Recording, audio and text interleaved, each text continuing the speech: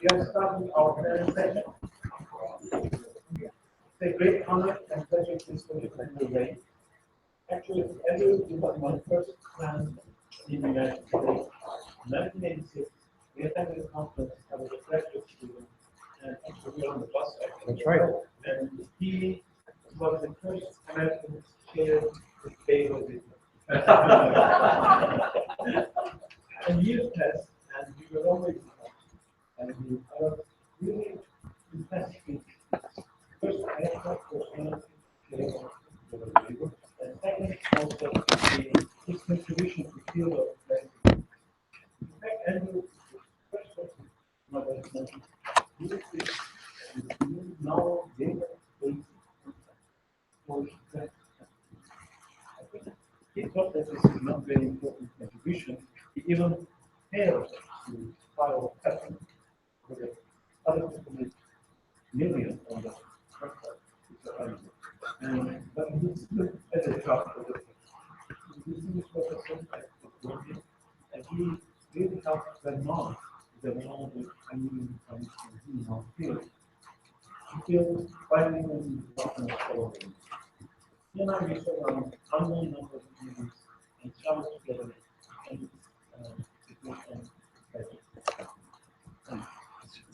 Thank you, Matt. It's a pleasure to be here. So this is informatics, and the 30,000-foot elevation perspective of this talk is: can we develop image processing methods that are robust enough such that we can make queries in a big data sense and integrate patient information into electronic health records in order to make an improved outcome of patients. So this collaboration started about 5 years ago, and there's been 2 doctoral students. Euro was the first one, and Jay Yang is the second one who's now engaged. And is in a collaboration with Dr. Graham Barr, who is the clinical epidemiologist in the project. And the title is on pulmonary emphysema, in other words, to quantify emphysema. This is a collaboration that spans the School of Engineering and the medical school. They're about 3 miles apart. That's the George Washington Bridge, for those of you that are familiar with New York. And the particular disease of COPD is one that's been on the rise. It's displaced stroke as the #3 killer in the U.S. And it starts with the degradation of the alveoli in the lung and sort of results in images that I'll show you in a moment that looks like Swiss cheese, if you will, with little holes on it. The cause of COPD is largely unknown. It could be related to the inhalations of particulate matter due to smoking. It could be a combination of genetics and environment that trigger the onset of emphysematic tissue. They occur separately, and unfortunately, there is no cure for the disease. It's considered irreversible, and it grows at a very slow rate, but it grows at a rate of about 0.67% a year. And you can imagine in other parts of the world, in particular China, where air pollution is quite a problem, that China and other countries that have these cases of rising COPD really need a solution to help minimize death. So here's a picture of what some tissue looks like. It is traditionally imaged with computed tomography. You can see in the diagrams here, the arrows are pointing to some of the lost alveoli in there. The standard in terms of clinical quantification today is a very simple one, a very crude one that's based upon thresholding at minus 950 Hounsfeld units.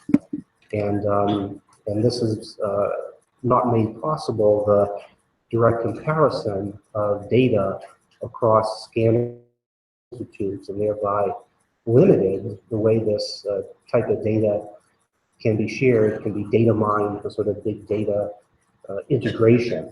And so here's an example of different threshold units and how the skewing of that data, of that threshold can result in different amounts of emphysema tissue being quantified. It's further complicated by the fact that there is no standard in the industry in terms of the protocol. Every company, GE, Philips, and Siemens has quite a different protocol that can result in a different type of image. Here's an example of 3 different types of those as a function of the reconstruction kernel. But the good news was that at Columbia, we were part of the MCAP study and part of the MESA study. And so the MESA study in particular is a longitudinal study that took pictures of the lung using CT. This was a multi-site study, so it included a diversity of manufacturers, scanners, as well as hospitals.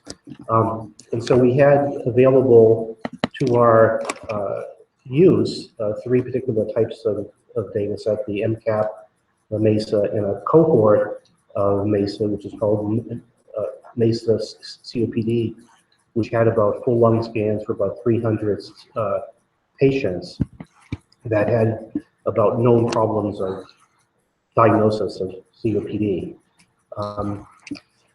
So the first problem that we set out to tackle was, can we develop a protocol that would be robust and allow us to compare across sites quantification of emphysema? And while the methods that exist today are population of good enough to assess the extent of disease for population, they're not quite as precise as we would like for patient-specific protocols that could really help quantify the amount of emphysema within a patient. And again, here's an example showing that depending on the manufacturer or the GE kernel, if you apply the minus 950 Hounsfeld unit threshold, you'll get different amounts of emphysematic tissue quantified as those particular protocols. The second problem is on the fact that there's little consensus, or there's great variability in the consensus of subtyping of emphysematic tissue. And traditionally, there's 3 types. There's the central lobular, panlobular, and paraseptal, or pleural-based emphysema that show graphically on the borders of the lung tissue, shown here in the darker regions. And again, no one really understands why these patterns occur. They're most likely related to some disease process that we would like to understand at a particular level, so that we could then perhaps devise from physiology and intervention that could stop that extent of disease within its tracks. But there's a great amount of intervariability amongst the experts. Even the most gray-haired radiologists really have 30 to 40% variation, even amongst these 3 types of phenotypes of emphysema. And so with that in mind, we said, well, we don't know, maybe 3 is too little. After talking to radiologists, we felt that clearly more subtyping was showing up in the radiographs, but there wasn't a consensus there either. So we chose to look at unsupervised learning method, because if we use a supervised learning, it would be something preemptive on us that would prevent us from discovering perhaps a new phenotype. So with that in mind, we first attempted to pursue the first goal. In my lab, we're traditional image processing guys, and so we have a very rich set of tools that we chose to attack this problem with, and we wrote a grant in an attempt to do this with Dr. Barr. And so the first sort of aim of that grant was to identify this a method of robust quantification of the tissue, and we studied the literature quite extensively, and there was a paper published back in 2003 by Quinn, who had tried to do sort of texture analysis based on liver disease. And so using that formula of a hidden Markov measure field, we applied this in a similar sense to the lung tissue. And I'm not going to, being fair to the other speakers in this session, I'm not going to go into the mathematical detail. There are publications on this that I'll show you at the end. But it's basically a two-step method where we try to have a binary decision where we look at the parenchyma, the normal parenchyma versus emphysematous tissue, and we try to develop a statistical model to separate those two types of tissues. We also apply a regularity constraint because tissue types and neighborhoods tend to grow in a similar fashion. So then we applied this method to the different data sets that we had, including the MCAP study, which had a great amount of variation on the reconstruction kernels. We had a longitudinal data set over 10 or 12 years of patient data. Then we had sort of what I would call the torture test of our methods, which was this CAC data sets, which really were not designed for lung imaging, they were designed for cardiac imaging, and they had much thicker distances in slices. So the robustness of our method, if it's going to be effective, would have to pass that test as well in order to be applied across a wide variety of hospitals and sites and scanners. So in the first study, we looked at standard emphysema versus very sharp methods, and we hunted within literature and tried to compare our method against other sort of techniques that existed in the field, and there included noise-based ANOVA analysis, using a polynomial to estimate correction. And at the end of the day, we're quite pleased that our hidden Markov field model exhibited the lowest amount of variation in terms of error using dice measures in all the 22 pairs of reconstructions.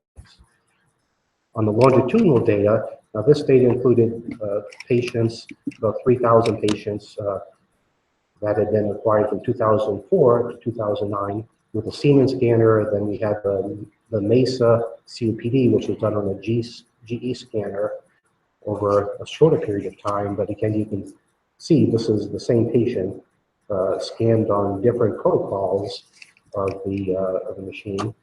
And we compared this with, of course, the clinical standard of minus 950 counts per unit, and again, comparing the method against standards that were published. And so remember what I told you, that emphysema, it does not go away, it only grows in time at a rate of about 0.67%. So the first row here shows the normal, just the raw data from 2004 to 2010 for a patient. And the middle row shows our method of the percentage of emphysema that's estimated as a function of time. And the last row, the third row on the bottom, shows quite a different story. And again, this is using the clinical standard of minus 950 threshold. And so looking at that, what do you think is wrong with this data set if you apply the clinical standard today? Well, for some unknown reason, in 2010, the patient has all of a sudden improved. There's less emphysematic tissue that's showing up in that lung scan. And clearly we know from physiology that's not possible. And so therein lies the rub, is that we need better methods to quantify this disease in the sense. If this was your mother, you'd be very concerned that she's going home thinking she's cured, in a sense. So, and if you look at it through other statistical methods, we tried to correlate this, and our method really stood well against other methods within the field, as shown here. Again, I'll skip the details. Another way to look at this is to sort of plot the extent of emphysema based on the physiological model of 0.67% growth a year. You can see here the minus 950 in red is really way out of whack, as you can see, compared to the other methods. And the green one shows the our prediction, and the blue shows the reference based on known models of physiology, what the extent would grow to.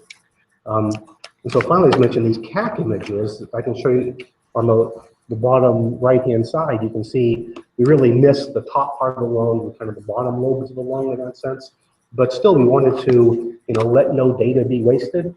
And so we wanted to really try the algorithm here and see if it would be able to estimate emphysematic tissue, even given the challenge of great variability in slice thickness.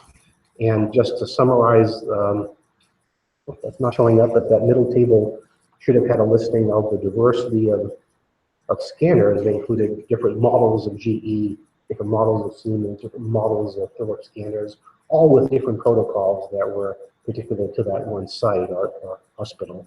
So we had to normalize those based upon the machine parameters.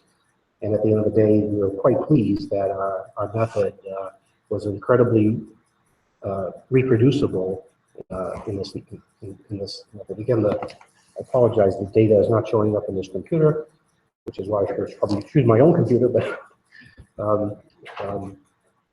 visually, a way to view this is to look at the true positives, false negatives, and false positives, and our method again here stood quite reliable in terms of minimizing the amount of false negatives. So, this took about 5 years of work, I would say, to really come to this point. And so we're quite pleased that we do believe we have a very stable and robust method to quantize emphysematic tissue. And we're now implementing this on a GPU for very fast processing. So the second part, which includes the second PhD student, Qing Nie, that I mentioned, has to do with the goal of subtyping.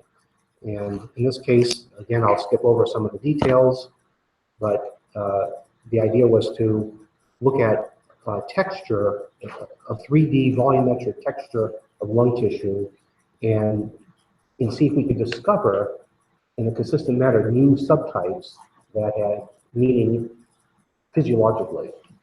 And there's a lot of detail here, but I'll just quickly go through it. We started with a database of about 319 scans that included MESA COPD. So these were Columbia-grown patients. They had a 10 or more pack year smoking history.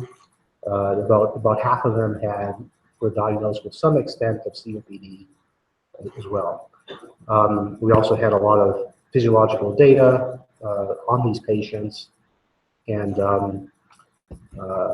so we began the process of doing this by rescaling pixel intensities. Then we developed a method for picking out key features using the difference of Gaussian. It could be a labelet, it could be any type of point way of deriving the singularity as a feature of interest within the lung image. And then using these features, we looked at different ways of collecting these features, such as text-on-based features, difference of Gaussians, local binary patterns. There are many ways that have been published for looking at these types of features. And so once you choose a feature, for example, the difference of Gaussian is shown here, they result in patches that are based upon the features extracted from spheres. So these spheres are about 14 millimeters in diameter in terms of spatial area, what they're capturing within the lung, they overlap at about 25%. And it then becomes the game of data reduction. So we start with about 16 million of these patch features that are projected using fuzzy k-means and graphical co-occurrence matrices to reduce from 16 million to about 120 different lung texture prototypes. And so we then had to decide whether how many of these prototypes we really want to keep. And so we felt about, 8 was a reasonable number, 3 was the clinical standard of the day. So we weren't too aggressive and looking for more prototypes. And so in this first study, we targeted 8. So in this case, K, using a K-means classifier, K started out to be 100, but was eventually reduced to the number 8 that I'll show you in a moment. In talking to the clinicians about this parameter, by the way, they felt it's probably about 30 or so different subtypes that in their clinical experience that they've seen that are really different in terms of the textures. So here's an example of the outcomes of those classification using texton-based measures, difference of Gaussians and linear binary map. That's my timer to end the talk. So I'll quickly, I'm almost there. Here's a, I went back too fast. So these are presented in the order of bright Hounsfeld unit to darker. There's another graph showing the different, if you squint your eyes, you can kind of convince yourself that in fact, these groupings really do make sense in terms of similarity of texture types that could possibly be related to a phenotype of emphysema. And so, so one way to use these lung texture patterns is to display the different classes. In this case, there's 8 shown here, all the way from 1 to 8 shown here in the color code, and looking at the histograms, how these lung texture patterns are physically distributed within the lung, whether they be lobular, central lobular, and so on. And another way to visualize the same type of clustering analysis is these are distributions of the different 8 color-coded, according to the previous slide, of what they look like in terms of the full lung tissue. And I think you can appreciate that there is a diversity of textures there. And one thing that we're kind of excited about is using this information to data mine existing database. So if we're going to be successful in reducing healthcare costs that was mentioned earlier in the last session, one of the things we need to learn is from the history of previous patients. And so, evidence-based medicine, for example, requires that we identify similar patients. So what does that mean in terms of similarity? Is it genetic? Is it the response to an image, for example? So one of the powerful tools that this may enable us to do is to actually compare similar patients that have the phenotype point of view, these similar lung texture patterns. And here's an example of making a query of this. The top row here shows, for example, I've asked the query, show me patients in the database that have CL1 dominant emphysema. And on the moving from the left to the right is the best match that appeared in terms of the lung texture pattern feature, and so on. So as you go down from left to right, the ordering of similarity of the patients occur. And these are 4 different queries made on there. And so we're quite pleased that this has a prospect of revealing the optimal number of perhaps clinically relevant lung texturing patterns that could be used for subtyping and to, again, perhaps one day understand the physiology that gives rise to these phenotypes and proposing the intervention. As I mentioned, the technology can also be used for data retrieval and big data analysis. And we are just now looking at GWAS data and beginning to integrate the GWAS information into the phenotype information to better perhaps predict the extent of emphysema for those patients. So there are several publications on our website. These are a few of them. And given that amount of time, I want to thank the sponsors of our studies. And we also collaborate with University of Iowa, Eric Hoffman and Mark Escher as well. Thank you so much for your attention.